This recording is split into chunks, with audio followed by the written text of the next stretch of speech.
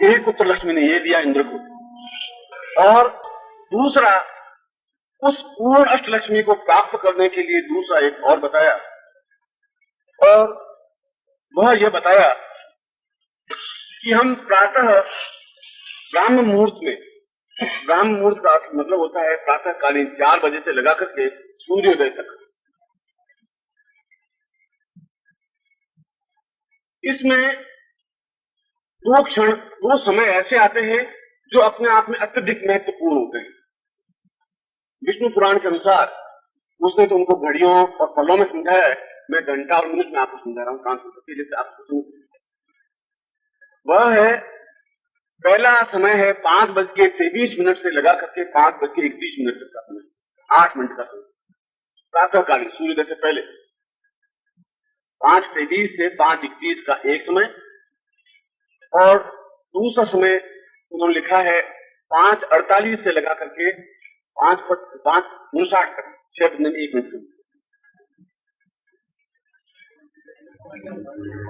5:48 से लगा करके 6 बजे तक, या 6:01 कम तक, 5:59 तक।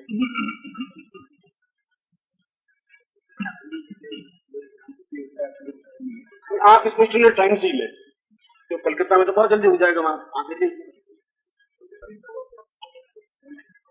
आप इसमें टाइम को ले लीजिए, उसमें कोई अंतर नहीं आएगा, क्योंकि फिर कई जगह तो सूर्य 7 बजे उगेगा सर्दियों में, तो बड़ी हौज पौज सी बनेगी।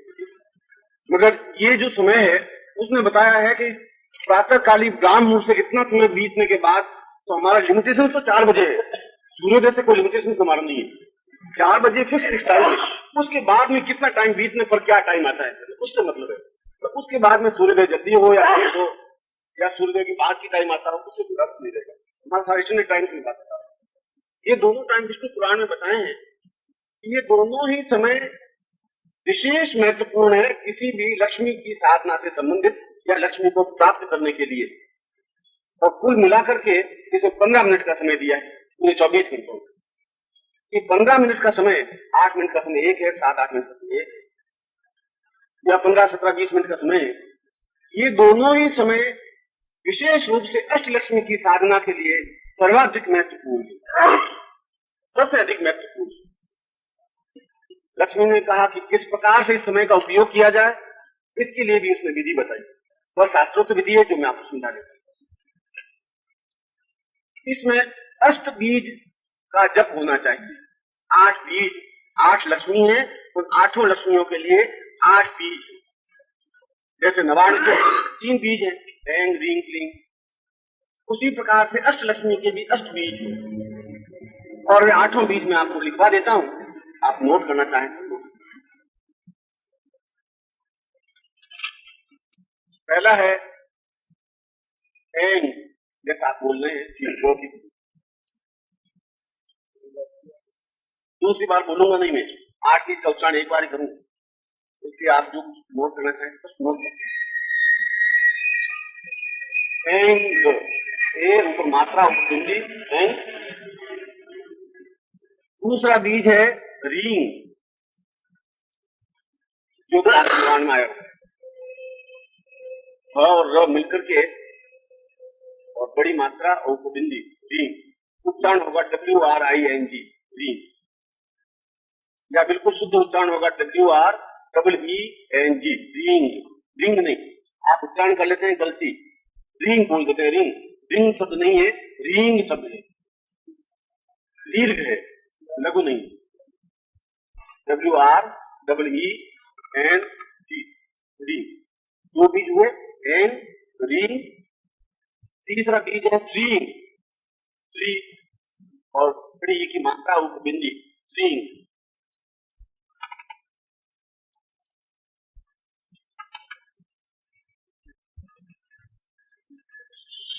चौथा बीज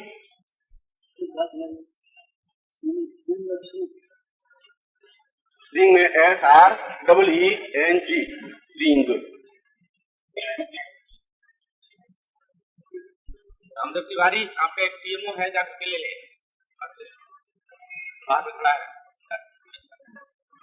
तो लक्ष्मी साधना का फल आप देख लें।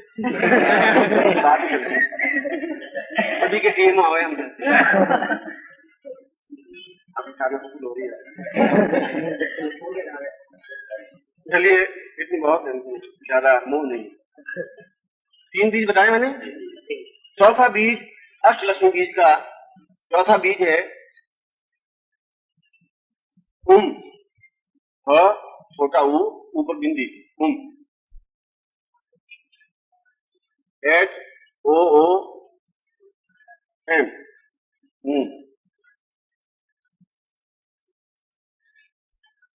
पांचवा बीज है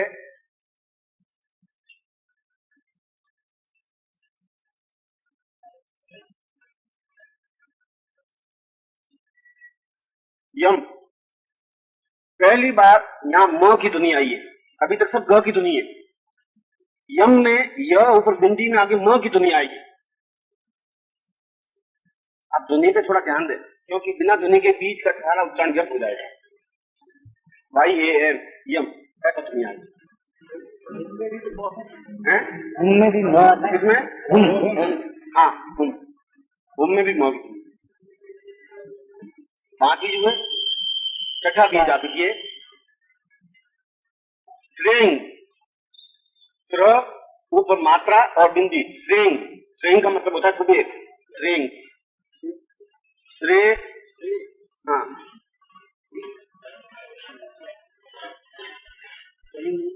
स्पेलिंग लिख दीजिए SHREENG श्रेंग।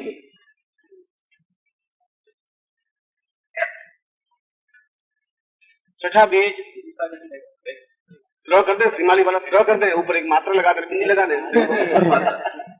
रैंक हो गया। रहेंगी बोल।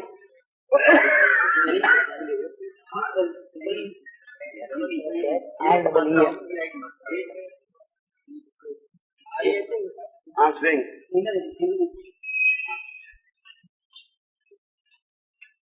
छठा बीज आप लिखिए 6 हो गए।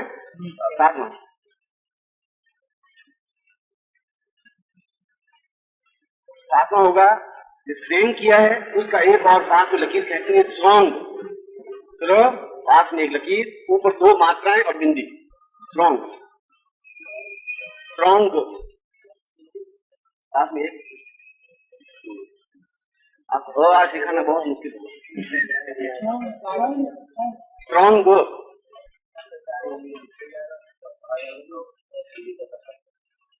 8वां बीज SHRONG।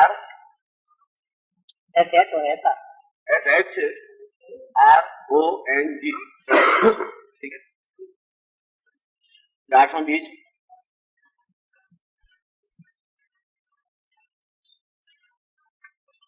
श्रम, श्र ऊपर बिंदी और यहां म की ध्वनि श्रम, और आगे शब्द लगा दीजिए नमः। म और म आगे 2 विषय नमः।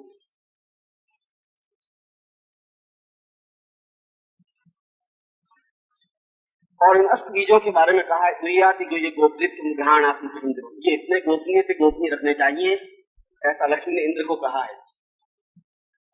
मगर इन बीजों का विशेष फल आपको उसी टाइम में जपने पर ही मिलता है, अन्यथा आप दिन भर में जप सकते हैं, पंडितों से भी मंत्र जाप करवा सकते हैं। मगर मेरी व्यक्तिगत धारणा यह है कि पंडितों से मंत्र जाप कराने से कोई लाभ मिलेगा नहीं। वो अगर लाख मंत्र जप ही लेंगे, उसकी अपेक्षा यदि आप 5 मिनट भी जप लेंगे तो उसका ज्यादा लाभ है। इतना ही होगा। दूसरा प्रकार लक्ष्मी ने इंद्र को यह बताया कि इन 8 बीजों के माध्यम से अष्ट लक्ष्मी को प्राप्त किया जा सकता है यदि इस विशेष मुहूर्त काल में साधक इन मंत्रों का जप करता है। स्तुति की है उच्चारण के साथ में, मन ही मन नहीं, इसमें बोलना पड़ेगा, होठों से ध्वनि बाहर निकलनी पड़ेगी। अब चाहें तो आप 15 मिनट तक मंत्र जाप कर सकते हैं, आधा घंटे तक कर सकते हैं, घंटे भर कर सकते हैं, और कुछ समय नहीं मिलते दोनों टाइम में इसका उपयोग कर सकते हैं, जो मैंने दोनों टाइमिंग लिखी। और यह भी मेरा अनुभव है कि इस प्रकार के बीजों के मंत्र जब से शाम को बिल्कुल आप लखपति नहीं बन जाएंगे, मगर आपकी आधे से अधिक प्रॉब्लम्स अपने आप सॉल्व होती रहेंगी, फाइनेंशियली या व्यापारिक उन्नति की दृष्टि से, आर्थिक उन्नति की दृष्टि से, भौतिक उन्नति की दृष्टि से।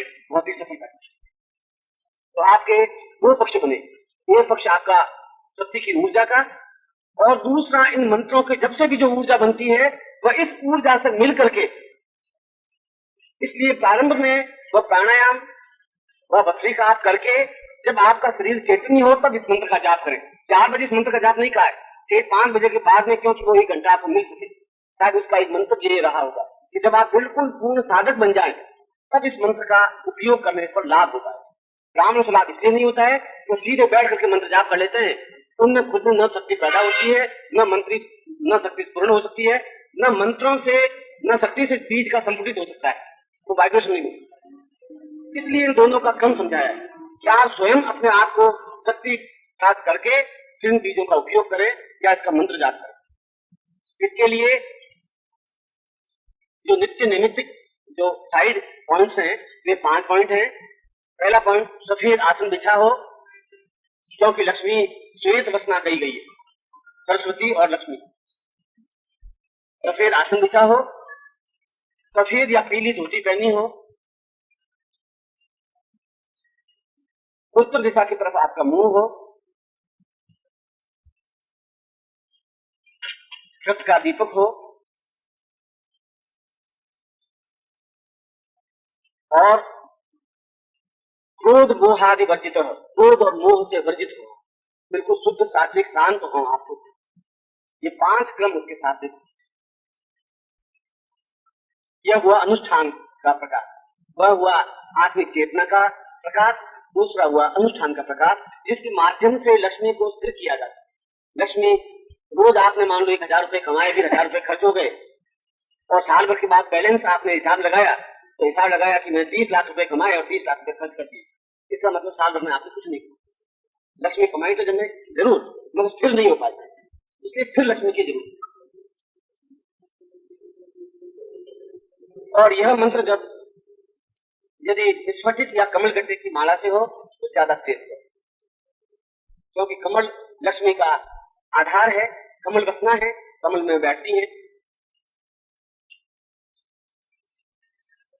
अब कुछ नहीं हो आप सीधे ही मंत्र जा सकते हैं, कुछ नहीं है, कमल गट्टे की माला हो या हो या बिना माला के भी जप सकते हैं, मगर माला हो तो इन दोनों मालाओं का प्रयोग है।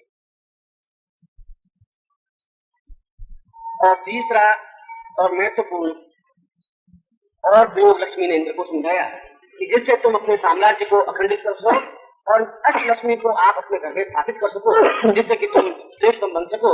वह लक्ष्मी ने तीसरा प्रकार बताया है जो व्यापारियों के लिए और एक्टिव व्यक्तियों के लिए ज्यादा उपयोगी। एक तो ऐसा है कि जिसका बैंक बैलेंस है, घर में बैठा है, पैसा आ रहा है, बस वह तो अनएक्टिव पॉइंट हुआ। एक्टिव पॉइंट का मतलब है कि आप नौकरी कर रहे हैं, व्यापार कर रहे हैं, भाग दौड़ कर रहे हैं। तीसरा प्रकार कि आप पूर्णतः भस्त्रिका, प्राणायाम, शक्ति के माध्यम से और त्राटक के माध्यम से अपने आप को पूरा चार्ज करें। पहले ये श्लोक की व्याख्या समझा रहा हूं, मैं हिंदी बता रहा हूं, मगर उस श्लोक मेरे मानस में उन श्लोकों की पूरी व्याख्या करता हुआ समझा रहा हूं। पूर्णतः आप अपने आप को पूरे शरीर में चार्ज करते रहें, और उसके बाद में आप अपने अंदर इन 8 बीजों को समावेश करें, यानी अंदर ही 8 बीजों का गुंजन करें। दूसरा प्रकार तो मैंने बताया है कि मंत्र जाप करें तो आप बोल करके करें, मैंने ये बताया है। और तीसरा प्रकार मैंने बताया है कि इनका आप अपने आप में अंदर ही अंदर होठ बंद करके इन शब्दों को रिपीट करते रहे, उच्चारण करते रहे। वह पूरी शक्ति का अभ्यास करने के बाद स्नान करके, शुद्ध वस्त्र पहन करके, आपने प्राणायाम करके, भस्त्रिका करके और वो जो सारे नाटक वगैरह करके उसके बाद में आप इसका गुंजन करें। इससे क्या होगा कि यह जो गुंजन है वह आप किसी भी प्रकार के कार्य में आपको सीधी सफलता ही प्रदान करेगी। आप काम ही वही करेंगे जो आपके लिए अनुकूल होगा। यूजलेस आपका टाइम बर्बाद नहीं होगा, यूजलेस पार्टियों से कॉन्टेक्ट नहीं हो पाएगा, यूजलेस समय का अपव्यय नहीं हो पाएगा। यदि मुझे मिलेंगे तो वही व्यक्ति मिल पाएंगे जिससे हमारा काम हो पाएगा, उन्हीं व्यक्तियों से हम कॉन्टेक्ट कर पाएंगे जिन व्यक्तियों से होना चाहिए, क्योंकि वह कंप्लीट एक वाइब्रेशन आपको दे पाएगा, आपके पूरे मानस को, आपके शरीर को, आपके चिंतन को। क्योंकि सारे व्यापार का आधार तो आप ही होना, जो कुछ करना है वो आपके द्वारा ही करना है। इसलिए आप स्वयं अपने आप में उन बीजों को शरीर में समावेश कर सके, गुंजन कर सके। और गुंजरण का मतलब है कि आप उन शब्दों को मन में बोले, होठों से बाहर नहीं निकाले। तीसरी बात, उसके लिए कोई टाइम निर्धारित नहीं है। प्रातःकाल का समय तो हो वो तो ठीक है, मगर उसके लिए वो पर्टिकुलर टाइम कुछ नहीं है। 4 बजे भी हो सकता है, 4:15 भी हो सकता है, 4:30 भी हो सकता है, सूर्योदय के बाद।